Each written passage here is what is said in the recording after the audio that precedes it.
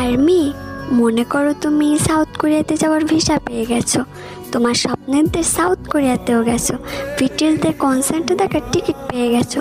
তুমি বিটিএসদের কনসার্ট দেখতে গেলে 7 রাজা ট্রেন এলো, গানও শুরু হলো, একে একে 7 রাজা গানও গাইলো।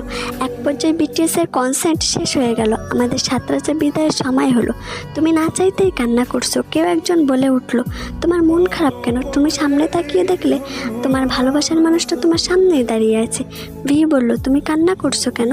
আমি বললাম, আজকে আমার জীবনের সব ইচ্ছা পূরণ হয়েছে, শুধু একটা ইচ্ছা বাদে। ভি বলল, কি ইচ্ছা আমাকে বলো, আমি পূরণ করার চেষ্টা করব। আমি বললাম, আপনি পারবেন না। ভি বলল, বলে তো দেখো। আমি বললাম, আপনাকে নিজের করে পাওয়ার ইচ্ছা কিম সাহেব। ভি বলল, আমি তো তোমাকে অনেক আগেই বলেছি আমাকে একজন আইডল হিসেবে ভালোবাসা। আমি বললাম, পারিনি কিম সাহেব, আপনাকে নিজের করে ভালোবেসে ফেলেছি। ভি বলল, ভুলে যাও আমাকে পাওয়ার স্বপ্ন। আমি বললাম, এই জীবনে সম্ভব না। ভি বলল, তুমি পরে কষ্ট পাবে, কারণ আমি তোমাকে শুধুমাত্র একজন আর্মি হিসেবে ভালোবাসি। আমি বললাম, হন না আপনি অন্য কারোর, তাতে কি যায় আসে, আমি আপনাকে দূর থেকেই ভালোবাসবো। ভি কান্নার চোখে তাকিয়ে আছে। তুমি ওখান থেকে চলে আসলে। আচ্ছা আমি মনে করো এখানে তুমি আছো, এখন তোমার মনের পরিস্থিতিটা কেমন হবে?